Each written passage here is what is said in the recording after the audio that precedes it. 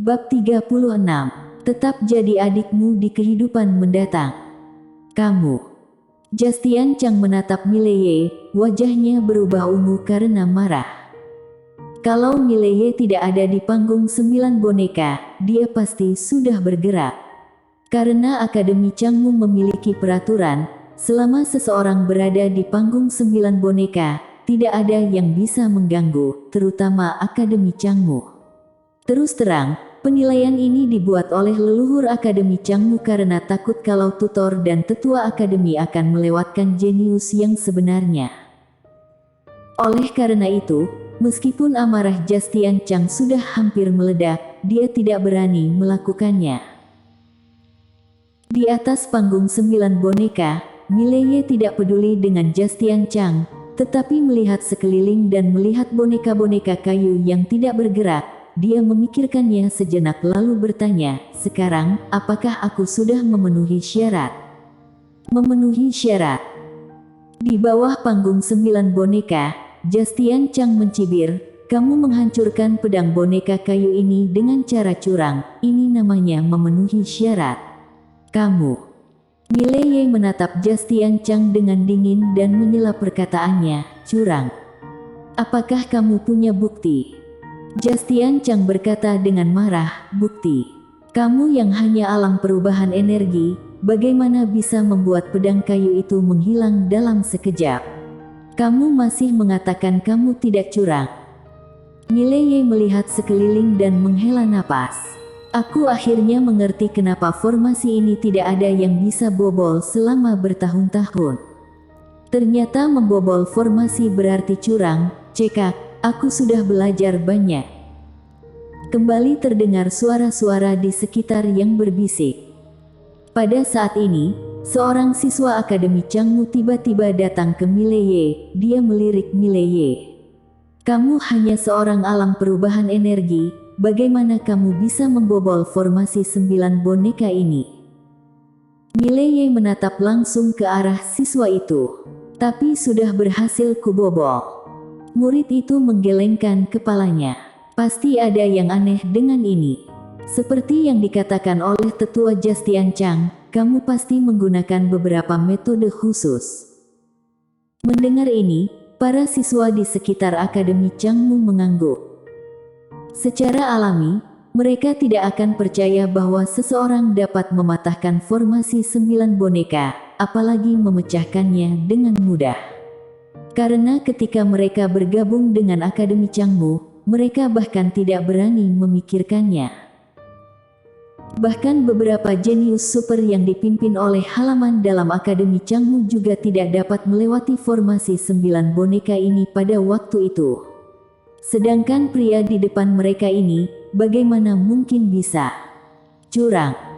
Hampir semua orang berpikir bahwa Mileye curang. Mileye melirik boneka kayu di sekitarnya. Saat ini boneka-boneka kayu tersebut belum bergerak.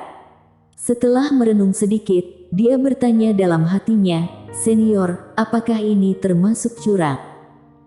"Kamu bodoh, ya." Wanita misterius tiba-tiba berkata, "Meskipun kamu belum memahami arti pedang, tetapi hati pedang jelas, ditambah kamu sedang berlatih raga pedang tak terkalahkan, memurnikan tubuh kamu dengan pedang, meskipun kamu belum menguasainya, tetapi sudah ada sedikit nyala api." Boneka-boneka kayu ini hanya bisa dianggap sebagai kultivator pedang tingkat rendah. Dengan tambahan formasi, mereka memiliki kekuatan yang besar, tetapi kamu adalah kultivator pedang yang nyata. Tidak berlebihan untuk mengatakan bahwa kamu adalah setengah master ilmu pedang. Dengan raga pedang tak terkalahkan, kamu bisa menyerap pedang.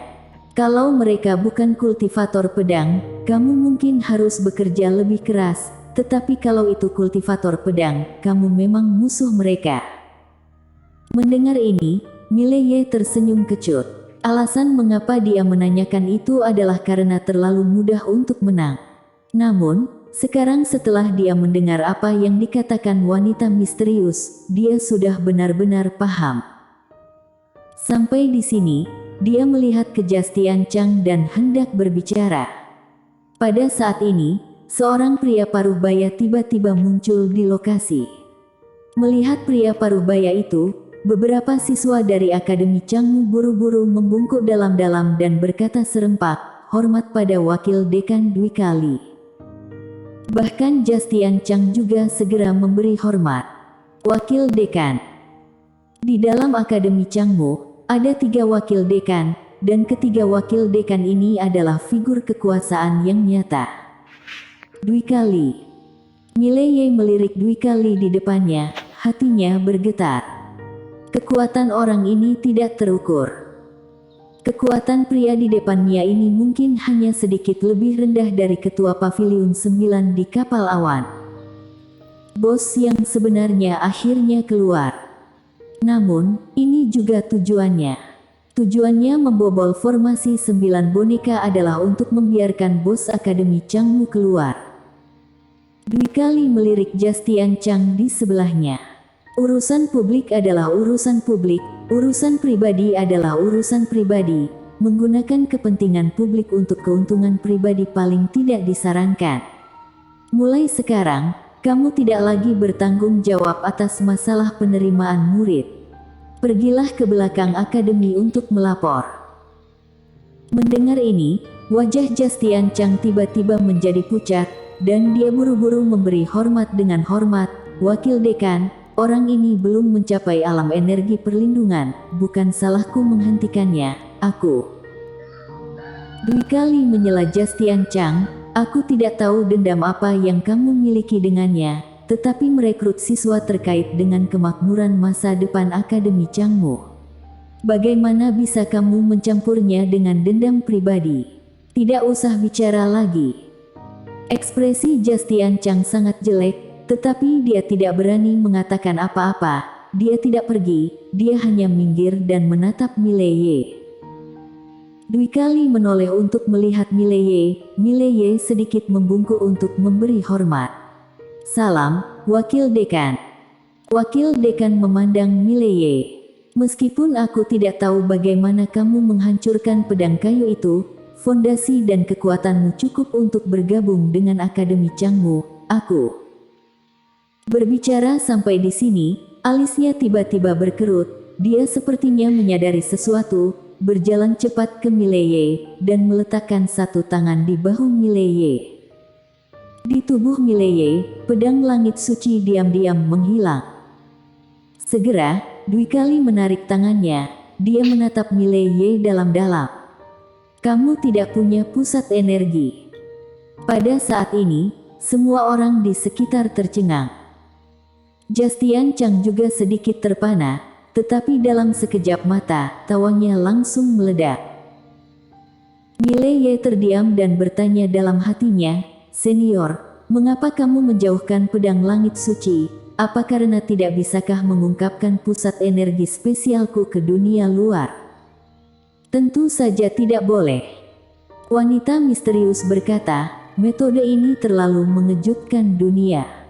Kalau kamu diketahui oleh mereka bahwa kamu adalah seorang yang menggunakan pedang sebagai pusat energi, dengan kekuatan kamu saat ini, kemungkinan besar akan sangat berbahaya, karena ini adalah metode dan sistem baru dalam dunia kultivasi."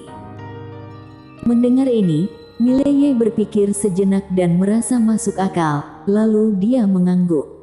"Aku memang tidak punya pusat energi. Aku, haha." Di samping, Jastian Chang tiba-tiba tertawa. "Tidak punya pusat energi. Dengan kata lain, kamu Mileye hanya bisa menjadi petarung seumur hidup kamu, seorang petarung tingkat rendah. Kualifikasi apa yang kamu miliki untuk bergabung dengan Akademi Changmu?" Mileye mengabaikan Jastian Chang dan menatap Dwi Kali di depannya. Setelah hening sejenak, Dwi Kali berkata, "Kamu tidak memiliki pusat energi, sulit bagimu untuk memasuki alam bawaan seumur hidupmu. Tidak mungkin bagi akademi kami untuk memberikan beberapa sumber daya kepada siswa tanpa pusat energi, jadi kamu tidak bisa menjadi murid Akademi Changmu. Tapi, fondasimu lumayan, kamu bisa tinggal di akademi dan menjadi murid silat." Murid silat adalah beberapa tukang tingkat rendah di akademi. yang berspesialisasi dalam tugas-tugas untuk siswa dan mentor. Murid silat. Wajah Mileye langsung suram, tentu saja dia tidak ingin menjadi murid silat. Dia ingin bergabung dengan Akademi Changmu, dia akan melepaskan niat tarungnya. Pada saat ini, suara cemas Daniel Lu tiba-tiba terdengar dari samping. Saudara Ye. Mileye mendengar suara itu dan melihat, ketika dia melihat Lin Si Ye di samping Daniel Lu, ekspresinya tiba-tiba berubah. Pada saat ini, Lin Si Ye sudah ditutupi dengan embun beku, tubuhnya terus-menerus memancarkan semburan udara dingin, seluruh orangnya bagaikan sepotong es. Mileye ketakutan, dia bergegas ke Daniel Lu dan memeluk Lin Si Ye, hanya menyentuh Lin Si Ye saja. Rasa dingin yang keluar dari tubuh Lin Si Ye sudah membuatnya menggigil untuk beberapa waktu. Mileye panik saat ini.